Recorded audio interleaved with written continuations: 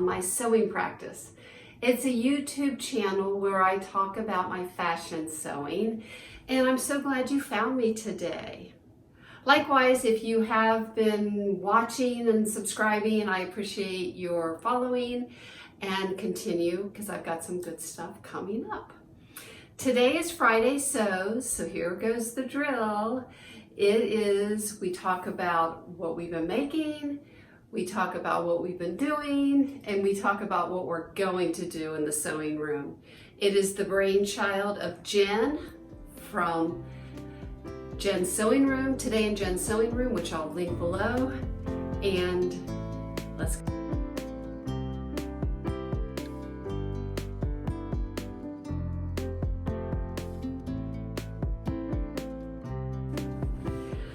So I'm going to start with what I have been making.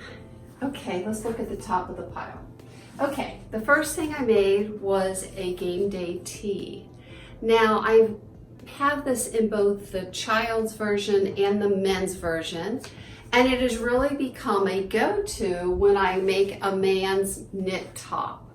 You see, it's a little more elevated than that t-shirt you buy off the table at Eddie Bauer, and certainly more elevated than the Fruit of the Loom you get off of Amazon. It has some nice styling details where the shoulders come out quite square, and whether you're someone who is buff or whether you're someone's aging, for a man it never hurts to look a little more square, and this top definitely does that. It has side vents, it has optional striping on the sleeves, which I have yet to do. And I always make the V-neck version, which again I find a very flattering silhouette for even men. I made this version for my son-in-law, and he and I discussed it, and he is wanting a navy top. He's starting to work at home more, well, all the time actually. And he's a guy who runs hot. So where he used to wear a uniform on a daily basis, he was a little low in tees. And with a birthday coming up for him, I made him this. It is a Joanne thin knit that's 100% cotton jersey, so no spandex. And I had the ribbing in my stash. It's like a denim color.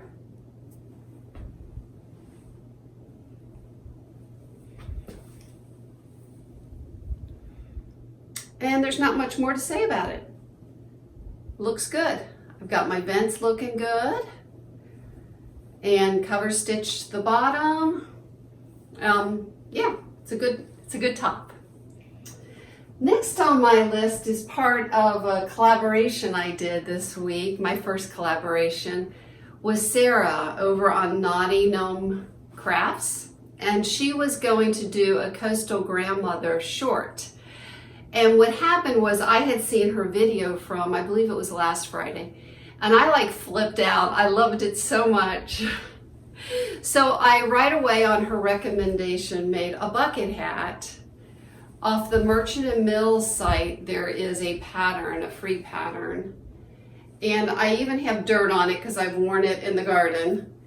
I used an Essex linen from Robert Kaufman.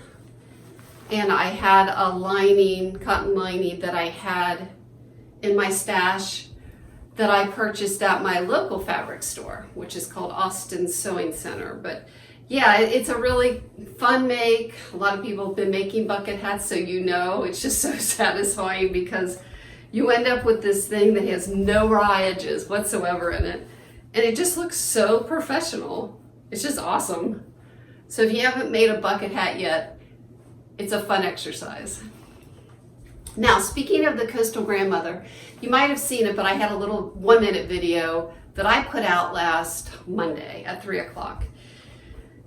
And if you happen to be watching this, Sarah, thank you for letting me just stick my big toe in your vision, because that was a lot of fun for me. And I did, when I was recording that video, record quite a lengthy video, and I'm going to publish that on Sunday. So anyway, it's a little bit of a deviation from my normal. Like I've said before, about half of my wardrobe is me-made, handmade by me, and you'll see some of the reflection of that, and yeah, watch that. And there will be a little sewing content too.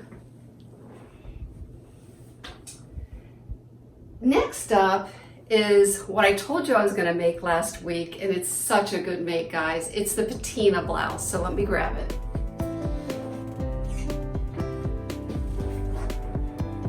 Okay, as previously advertised, I made it in a linen cotton blend that has a little bit of a chevron detail to it that was purchased at Joann. The Patina Blouse is a pattern designed by Friday Paper Company. Oh, Friday, that isn't right. Friday, what is that called? Friday Sewing Company, whatever. Oh well, I guess I'm nervous. Anyway, it has a yoked back that is assembled in the burrito fashion. And this fabric is not completely opaque. So I thought it would be fine for the back, but I did interline it in the front with a Robert Kaufman voile that I bought just for that purpose of having on hand for lining projects such as this. I chose to make the long sleeve version, and I watched Stitched Up, and that is the sewist named Rachel, who's from England, and she's the same height as me. And she was disappointed because it sewed up very short. And she said she had added an inch to both the body and the sleeve, and like her sleeves were like to about here. So I took a note from the page in her book and I added a whole lot of length to my sleeve, and it came up way too long. So we sewists know how to make lemon from lemonade, right? So I stole the cashmerette style blouse and made these pleats.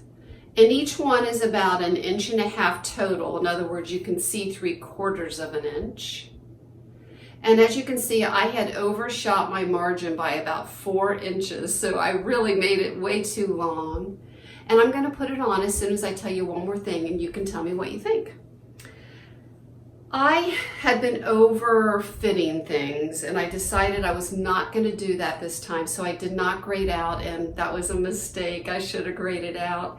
I mean, I just have to know with my figure these days and just what God gave me, I'm a pear and I just need to grade out. And so therefore I had to again make an adaptation, and I put these gussets on the sides to expand the bottom.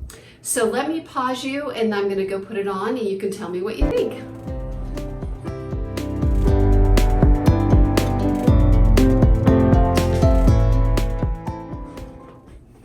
Okay, so I'm back. So as you can see, and of course I'll put in some other photos, this is the detailing on the sleeves, and the sleeves of course are still plenty long. And it has a V-neck button up silhouette, and then it has this dramatic collar that is easy to assemble. And I believe I interfaced with a sheer interfacing the top piece of the collar. And again, I did interline the front, and I will double check, but the way I understand it, the term intralining means that you basically fuse two pieces together. And when I say fuse, I don't mean glue. What I just meant was I basted two pieces of fabric together after they were cut and treated it as one piece of fabric. And I just did it for the two front pieces. Now to assemble this, you do have a facing. I could have showed you this before I put it on. And I hand basted that down with a running stitch. And so that facing is on either side of the collar piece. In other words, the collar piece is sandwiched in between the facing and the bodice when you assemble it. And yeah, that's about it. But I also have it on this Sunday when you see my video for the Coastal Grandmother. So that's it for my makes. So now let me tell you what I've been doing. Well, I did something a little unusual. I went to a thrift store and I bought this sheet. And this is in preparation for Project Dress-A-Girl. And I got all this fabric for $1. Isn't that cute? And I just can't imagine a girl that wouldn't enjoy little pink dressed mermaids on a dress.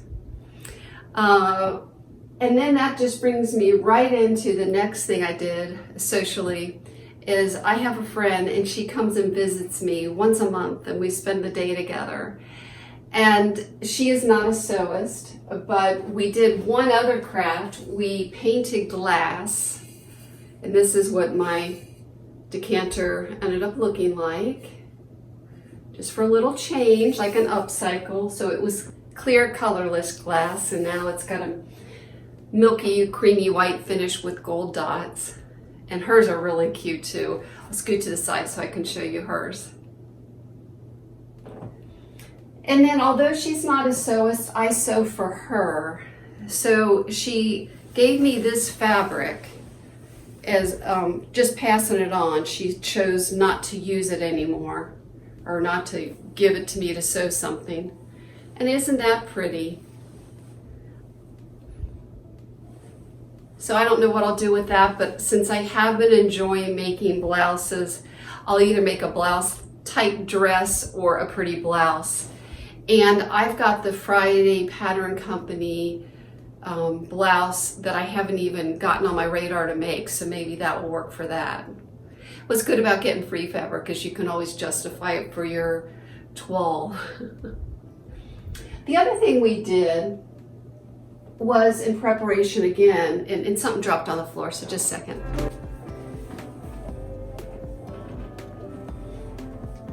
For Project Dress-A-Girl, we made pockets. So on the website, they have this template to use for pockets. And then we folded them over and then I gathered them using my gathering stitch. And it was just a nice little chatty craft we could do. And she could press and snip the seam allowances to create the curves. And then I would just sew them on a dress or construct the simple elements of a dress while we chatted. So that was very nice. And just a little bit of an FYI is if you're getting prepared for your Project Dress-A-Girl, is that they ask you to put this label on the dresses. And when you purchase them from the website, you get quite a few. And I'm going to put my email in the description, and I'll just always do that here going forward. And if you would like to email me, I'd be happy to send you a couple, no charge of course, but I'll need your address. But if you would like to do that to be prepared, I would be more than happy to help you. And the reason I'm kind of talking about this forward is I'm actually on the tour the September 3rd, and that's a Saturday. So as you can see, I'm going to be at the beginning of the tour, so we have to be ready. I will give you a sneak peek. Last year when I wasn't a part of this community, there was a girl called Thoughtful Creative, and she designed a little A-line dress. Don't look a lot because this is a sneak peek for sizes 2 to 4. And I did make that one up. And as you can see, I've got the pockets on the front. And they ask that you do not do any fasteners. And that's all I'll say about that. Okay, we'll talk about that more another day. The other thing Bobby gave me was a project. And that's my friend I was referring to. There's a top that I kind of self-drafted based on a store-bought top. It's a knit top that's sort of a shell with a forward seam. Anyway, she likes it, and I gave her a copy of it. In other words, a product, a garment. And she wants me to make her another one using this fabric. And she loves her grays. I've referred to her before, and I think everything I make her is gray. So that's that. So that's what I will be doing going forward. Well, I have been busy. I hope my voice doesn't sound too tired, but I wanted to not miss a week. I don't think I've missed a week yet. I don't think. Maybe I have. I'm sorry if I have. Anyway, I sure enjoy being here and being in this community. And again, thank you for today in Jen's sewing room. I know I misspoke it at the beginning. And we'll see you again probably Sunday, but if not, I'll see you next week. And you have a great week. Bye-bye.